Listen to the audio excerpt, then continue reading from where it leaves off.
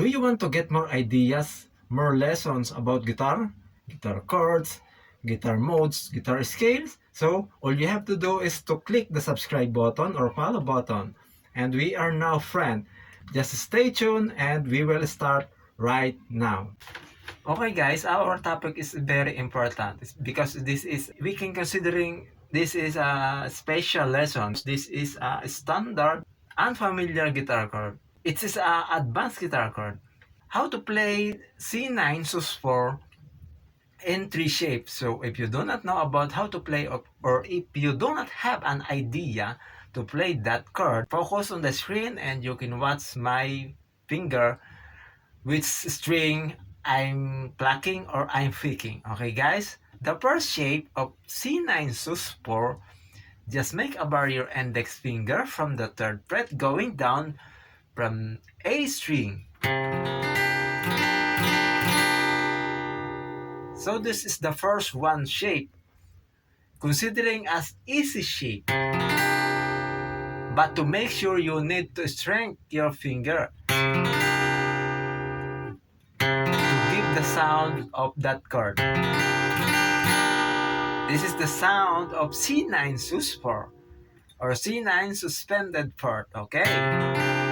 So, and if you want to learn a guitar construct of that guitar chord, the first or the root is of course the C. The fourth is the F. So please watch which string I'm plucking or I'm picking. So I'm picking because I'm using the guitar pick. The root is the C. The perfect fourth is F. Considering note, straight note.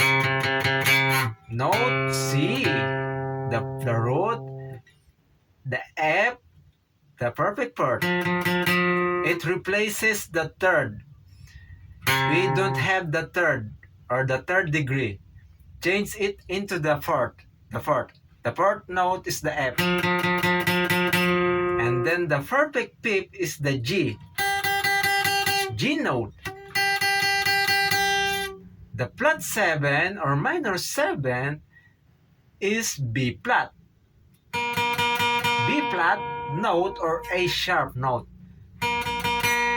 And then the major 9 is the D. D note. So that is the composition or the construct of the C9 suspended fourth. This is the first one shape of C9 suspended fourth. So I hope you are following. Let's now proceed to another shape of C9 sus4. So just stay tuned and please focus. Okay. Just put your index finger from the D string or the from A string from the P fret, and then your middle to the 6th fret of B string, and then your ring finger to the 6th fret also of high E string.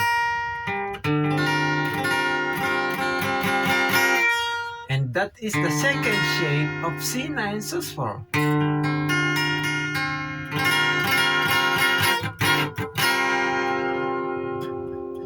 This string is muted on that part. And of course, in the first shape, this is muted. Okay? Back to the topic. So after this, after the second shape of C9 sus4, I hope you are following. So let's now proceed to the third shape.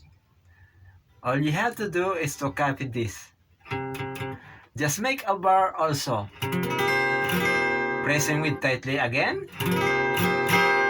And your ring finger to the 10th fret of high E. This is the third shape of C9 sus4 and the construct the same as from the first shape. That's why this is a bar chord. So that's why you need a power of your finger.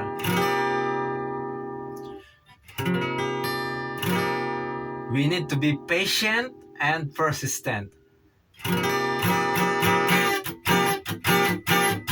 So those are the three shapes of C9 Sus4. So I hope it's clear for you guys and you are learned. If you like my video tutorial or my style, so just click subscribe button or follow button to notify you if I have a new upload. Thank you for watching and have a good day.